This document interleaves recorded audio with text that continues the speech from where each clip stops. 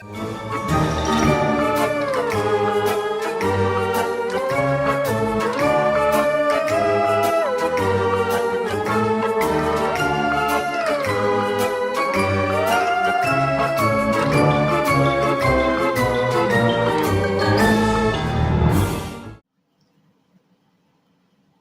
guys, here we are. It took us a little bit to get here, but we are finally here. It is time to talk about the fourth and final Mookie animation movie in the Scooby-Doo franchise. Can't freaking talk today. What's up? What's happening? What's going on? Welcome back to Animation Station, no one substitute for anything and everything animation, including a crime-solving dog and his band of meddling kids. There we go. Now I got something going. And welcome to the fourth and final Mookie animation movie of the Scooby franchise. Welcome to the Scooby-Doo movie that came out literally the year I was born. I mean, it came out months after I was born, but it's the same year. Let's talk about Scooby-Doo and the Cyber Chase.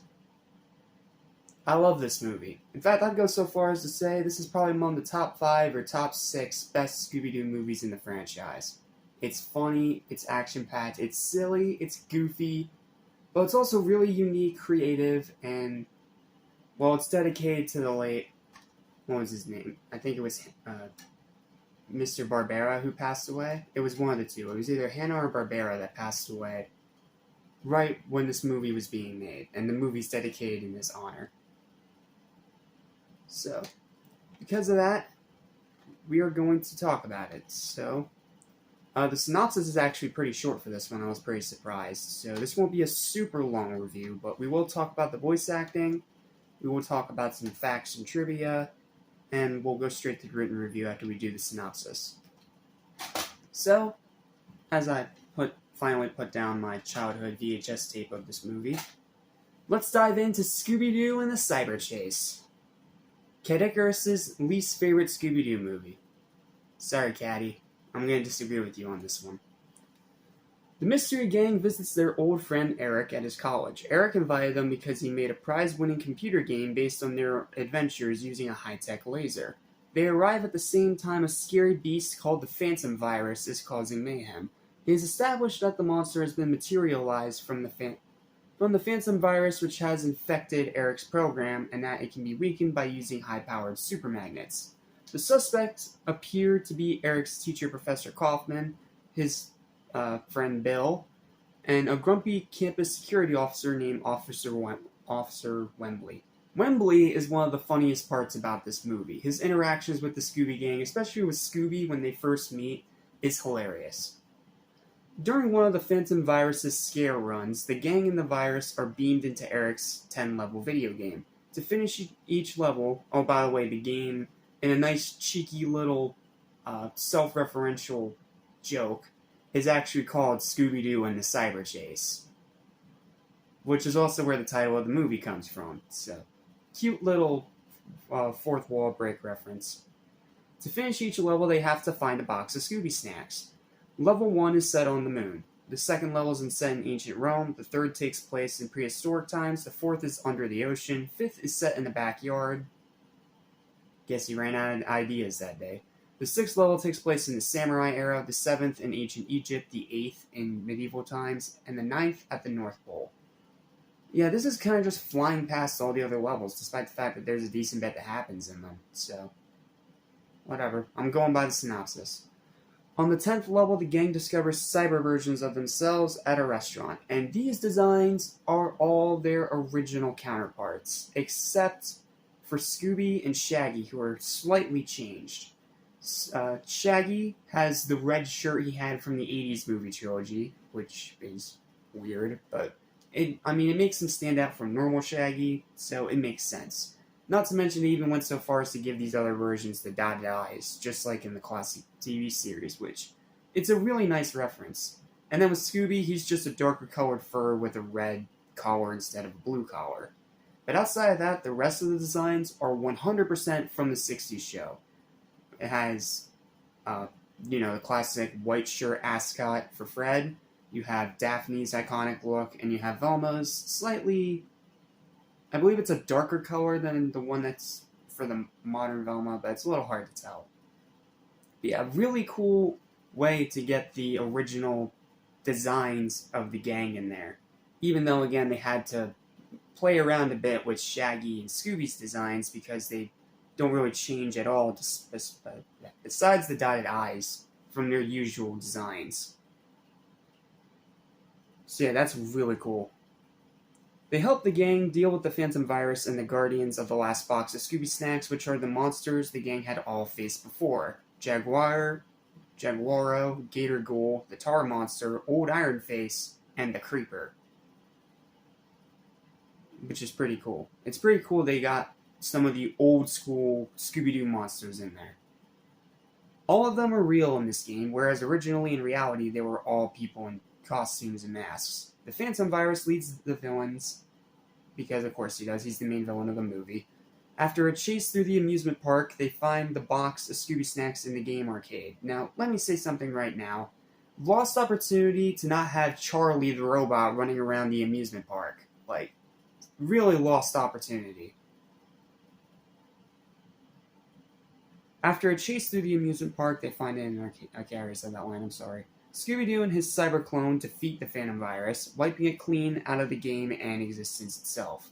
Back in their real world, I can't talk today. The gang, using the Phantom Virus's baseball hints, unmasked his creator as Bill, who had done it out of jealousy towards Eric. Bill confesses that he felt like he deserved to compete in the science fair more than Eric did, especially since he had been going to the college 2 years longer than Eric had. In other words, Bill's just a selfish a-hole. That's the simplest way I can put it. Bill is arrested by Officer Wembley, and Eric and the gang go to a local restaurant to celebrate their victory. While there, they see the cyber gang waving to them on the computer, and Scooby gives his cyber self some Scooby snacks for helping them, and then says that classic Scooby-Dooby-Doo outro. And then if you stay till after the movie, if you have the VHS tape version, you got some neat little tips and tricks on the tie-in video game. So, that was cute. But, I mean, the games kind of suck. But, I mean, it's still cute to have it in there. I think that's also what inspired them to do the same for the GBA version of the Scooby-Doo 2 movie game. Because there's a post-credits scene with that one, where Scooby reveals a secret code. And I'm pretty sure all of us should have been able to figure out in 10 minutes, but whatever. That's movie's problem, not this movie's problem. But yeah, that's the story of Scooby-Doo and the Cyber Chase. It's unique and creative. I love the video game aspect. There's a lot of variety in the settings. It's always switching up. It's always fast-paced. It's always moving. But it doesn't forget what makes Scooby-Doo Scooby-Doo. And because of that, it is highly entertaining. So, yeah, great story. Now let's move on to our voice cast. There's a pretty good voice cast in this one, so let's talk about it. First up, we have Scott Innes. He does the most out of everyone in this movie. He voices 5 characters. He voices Scooby, Shaggy, Cyber Shaggy, since unfortunately they couldn't get Casey Kasem back, which is a huge shame, and the Creeper. And he does great as all of them. Then you have Frank Welker as Cyber Fred and Fred, so it's the one original cast member they were actually able to get to voice the 60s version of himself. And of course he's the voice of the lion because he always does like these animal sound effects and stuff in movies and games. So that's nothing new. Then we have the big switch up of this movie, and that would later become pretty much the voice of this character for a new generation, and honestly one of the most iconic of the entire series. We have Gray DeLise Griffith as Daphne Blake for the first ever time, and she still voices her to this very day. It's one of her most iconic roles, and while Mary Kay Bergman, may she rest in peace, did an amazing job with having this Daphne sound more like a young adult, Gray DeLise still does a great job in this role, and there's a reason she comes back to voice the character so many times, or why WB didn't recast her. You know, outside of Scooby, that's its own whole debacle we will tackle when we get to that movie. But she is still a great Daphne. Even all these years later, she is a great Daphne. She's a great voice for Daphne. She perfectly fits the personality of Daphne. And she's pretty much the first voice that pops into my head when I think of the character. You know, outside of the classic 60s TV show. Great Elise Griffith is always just a fantastic Daphne, and this was her very first role. Now, granted, she doesn't really sound much like a young adult like Mary Kay Bergman did, but she still does a good job with the role, and a lot like when Matthew Lillard takes over as Shaggy in the Mystery Incorporated era of this franchise, she improves more as you hear them. So, yeah, great Elise Griffith, amazing job as Daphne Blake. Then we have B.J. Ward, I believe this is another late actress, may she rest in peace, as Velma in Cyber Velma, and she's really good. Again, reprising her role from the first 3 films. Then we have Joe Alasky as Officer Wembley. He's probably the funniest character in the movie. Then you have Bob Bergen as Eric Stauffer. He does a pretty good job, even though his character is very much, generic, run-of-the-mill, kind of trying to be hip with the kids, 2000s college kid. Then we have Tom Kane as Professor Kaufman doing this very, very weird accent. Like, it's a good performance, but that accent is so weird.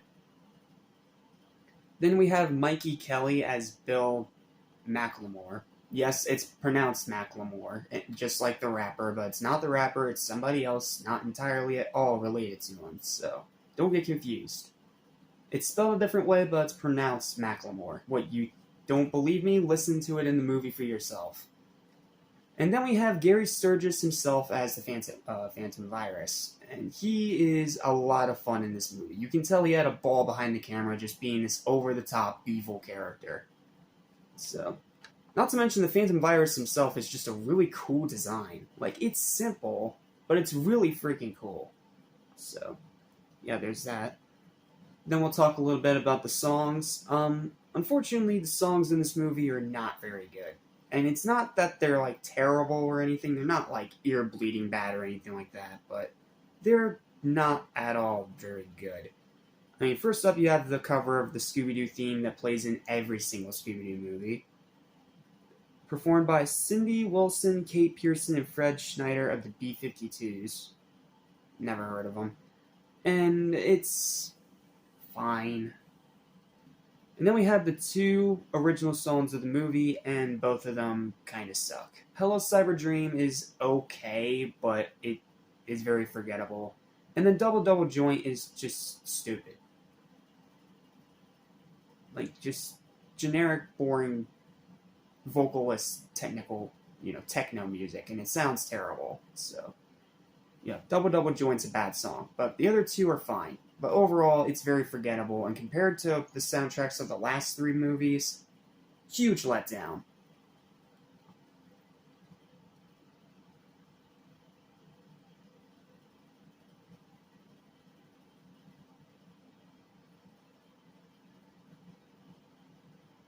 Alright, now I guess we can talk a little bit about the production. Like Scooby-Doo and the Witch's Ghost, this also had studio involvement, but unlike the former, this was almost impossible to save because the studio forced a contracted writer on the crew who wrote scenes that were quite difficult to animate in the allotted time in the 2D animation used.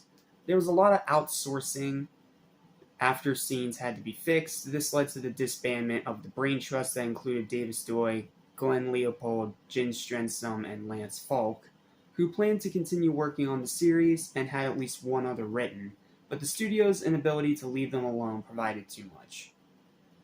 Because moral of the story, WB are morons. Like, the whole corporate side of WB are idiots. To get interest in the film from the crew, Stenstrom even proposed to have live actors for the video game scenes. That's not a bad idea, honestly. That would actually be pretty interesting to see in a mostly animated Scooby-Doo film, but I guess it might have just been too much, or WB's just idiots. I'm willing to believe it's just WB being cheap idiots. Ooh, there's a lot of trivia. You know what? Let's do some trivia, because otherwise this is going to be way too short. From this film onward, all Scooby-Doo shows and animated films would be digitally animated. Like, the first 3 Scooby-Doo Mook animation films, as well as the 3 from the 80s, were all done in hand-drawn cells. A really old-school style of animation. But starting with Cyber Chase, they would make it all completely digitized. I'm kind of mixed on it. I love the beautiful, gorgeous hand-drawn animation of those first three Mook animation films, like, a lot. They do look beautiful. I love, like, the shades, the lights, the texture, like, it's really pretty. But I'm not gonna lie that the digitized animation in this movie in particular looks really good. Like, it's bright and colorful. They keep the same character designs as those first three films. And it does look really good. It's bright and colorful. They keep the designs true to the other three films, and it still has that Scooby-Doo zaniness to it. So it's not that jarring of a change, but it is definitely a change. While the VHS lists the running time as 84 minutes, the DVD lists it as 89 minutes, and the Blu-ray states it's only 69 minutes. The correct runtime appears to be 74 minutes, as stated on Amazon's digital download page. I don't know why they kept making that error, that was weird. Scooby breaks the fourth wall at the end while he winks to the audience, like he does in almost every Scooby-Doo movie. New wave band, the B-52s, sing the theme song where Scooby and Shaggy are being chased by the virus. B-52s also appear in the Flintstones live-action film as the BC-52s. Ha ha ha. If only I knew who these people were. This is the last movie from its dark era style of animation. However, the animation in this movie differs slightly from the three prior released movies. While the style remains the same, the darker shading has been removed, leaving a brighter look. I'm just always going to prefer the darker shading. It looks more cinematic to me. After this, the film series would go back to a traditional 2D look for the next two films, while returning Fred and Daphne to their original attire and designs, as well as follow a less darker motif with a more What's New Scooby-Doo animation style and tone, which makes sense because all the movies that will come out after this, leading up to Abracadabra-Doo, were all movies using the What's New Scooby-Doo era animation style and techniques. So, yeah, there's a lot of movies in the What's New era, and it's a mixed bag. This is the first Scooby-Doo movie to slightly return to the original format where the monster isn't real, though the overall plot still varies significantly from the established formula. In this case, the villain is a venomous computer virus created by someone, so it can be argued that the monster was never considered real to begin with. However, since the virus was exactly what it claimed to be, it can also be considered real at the same time. The movies would not feature real supernatural creatures again until Goblin Gang, though several of them had implications, such as the end of Loch Ness Monster. Yeah, that was also a huge step backwards for the franchise, where they had where they took away that nice real monsters element of these other Scooby movies in favor of just following the same formula. And that was a pretty big step backwards, because then it just made every single one of these movies kind of blend together, just set in different parts. Like, it just feels like extended episodes of the What's New Scooby-Doo TV show. Whereas with these first four films, they felt like their own cinematic, their whole own cinematic kind of thing. And they felt unique, they didn't run together, and each one of them had a distinct style and, mystery to it. Even though the one in Alien Invaders was crap, it was still different from the other ones. Whereas from here on out, all of them were pretty much the same setup, just different consequences to lead to said setup. Which is a huge bummer, because I'm always going to prefer when Scooby-Doo really dives into the whole monsters as real thing and really shows off its darker edge. Which is also why I love Mystery Incorporated so much, because that show, while sticking to the main formula, was not afraid to go dark. Like, that show can be dark. It has some scary imagery. But I'm getting ahead of myself. My point is, it's a huge step backwards. This is the first Scooby-Doo production to have Greta Lee Griffith as the voice of Daphne due to the sad passing of Mary Kay Bergman in 1999. However, she does not permanently voice Daphne for the direct-to-video films until Scooby-Doo and the Loch Ness Monster. Ah, okay, so she doesn't voice in all of them. This is the last time Scott Innes does the voice for Shaggy and Scooby, as Casey Kasem would reassume the role of Shaggy for the next film, and Frank Welker would take the role of Scooby-Doo, which he continues to this very day. Therefore, Innes was no longer needed. However, Innes would continue to voice the character in video games and commercials. This was also the last film where B.J. Ward voices Velma. The last 4 times she voiced her were in the Halloween special Night of the Living Dew, that weird, kind of trying to be adult thing that aired on Cartoon Network, and the video games Jinx at the Sphinx, Activity Challenge, and Night of 100 Frights. Which is why that voice sounds familiar to you if you played that video game. And I already did a whole review of that game. Go check that one out. I'm probably going to redo it at some point because of all the freaking audio issues, but for now, go check that game out. Go check out that review. It's a pretty freaking good game, and I think Scooby fans will really enjoy it. This film is dedicated in memory... it's William Hanna. Okay. This film is dedicated in memory of creator William Hanna, who passed away before the movie's release. Rest in peace. Ironically, despite being the creator of the game, Eric Stoffer has never been able to beat the video game.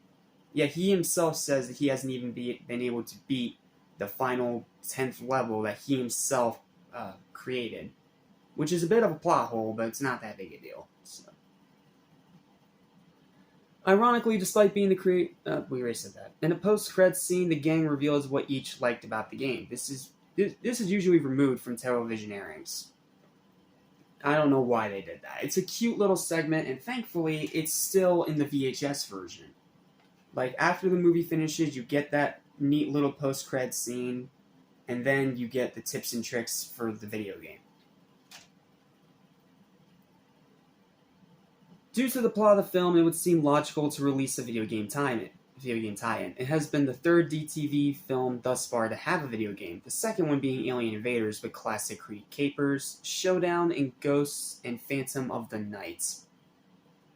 And the first one being Scooby-Doo and the Witch's Ghost with Mystery of the Fun Park. Yes, but this one is the first one to be directly based off the movie. The other ones were just released to capitalize on the movie's release, not actually tie into the movie. It's a bit confusing, but my point is, this is the first actual movie tie-in game. This is the 3rd time Scooby is dressed up as a blonde nurse, and the 2nd time as a disguise. The previous time was in a Pup Named Scooby-Doo episode known as A Bicycle Built for Boo. This is the last movie in which Scooby says dog where. Bummer, that's one of his best lines. The first entry in the direct-to-video series to be animated digitally as opposed to animation style. I already went over that. Daphne does not wear her jacket during the post-credits scene. Weird. And this is Tom Kane's first and only Scooby-Doo project that he actually started. Bummer. Alright, anything left? No, not really.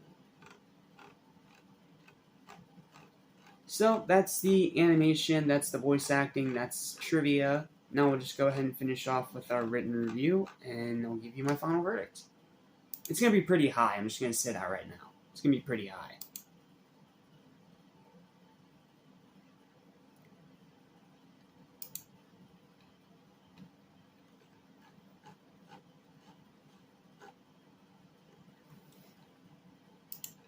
And it's a pretty long written review too, so...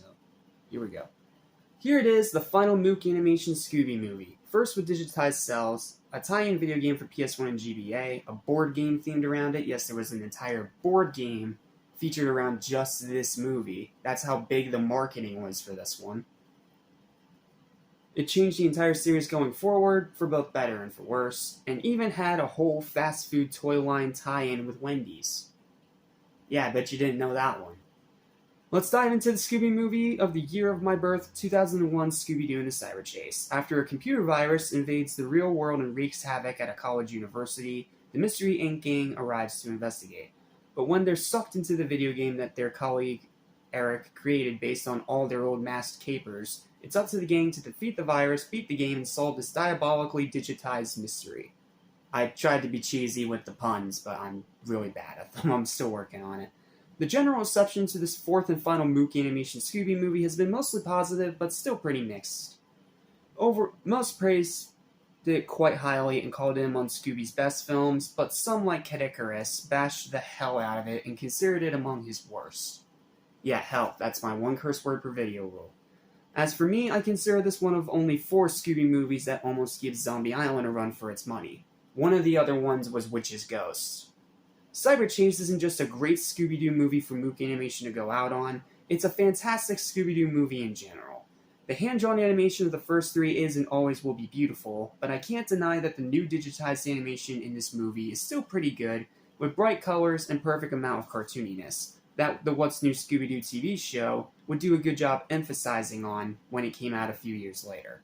The voice acting is fantastic, especially Great Elise Griffith in her first ever performance as Daphne, which would become her most iconic role, arguably.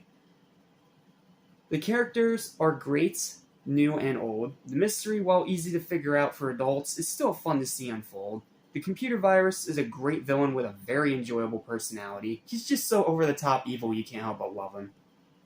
The story is incredibly creative, the runtime is perfect, the pacing is excellent, the jokes, while not really all that new, are still pretty funny. The writing is pretty good, all the classic Scooby-Doo elements are there and still intact, and the slapstick is still top-notch. And then there's the incredible homage to its roots in the awesome finale. You know, the whole running into the cyber versions of themselves that are based on the 60s TV show. However, it still has a few glitches in its system. Get it? Because it's Cyber Chase and it's all about games? Ha ha ha ha, yeah, I know, I'm funny, aren't I? The mystery is really easy to figure out, the actual villain is boring, a few jokes are pretty hit or miss, and the music is very forgettable.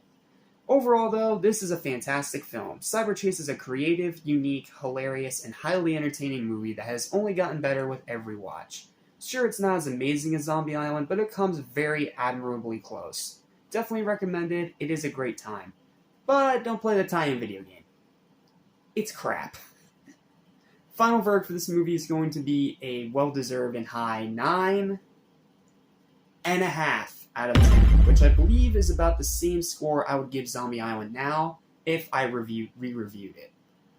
You know, having seen the terrible sequel that kind of diminishes that movie's awesomeness a little. But sorry, I'm trying to stay positive here. Overall, Cyber Chase is a fantastic film, and if you for some reason haven't watched it yet, go check it out right now. It's available on DVD, Blu-ray, and for old school people like me, it is still available on VHS if you can find it. So, yeah, that is Scooby-Doo and the Cyber Chase. It's still a great movie. It's still a fantastic movie. It's still a super fun movie, and I highly recommend that you definitely check this one out if you haven't already, especially if you're a video gamer. You're going to love all the cute little nods and references in here to gaming and its development and just the whole history of it. It's really cool. It's a really cool movie. It's a lot of fun, and it's definitely one of the best in the Scooby-Doo franchise. So, yep. That's going to do it for this review. Thank you guys so much for watching. Please don't forget to like, share, and subscribe, and I will see you guys next time when we dive into the What's New movies with Legend of the Vampire. I'm hoping it's better than I remember it is. Have a scoop-tastic day, and I'll see you next time. Peace.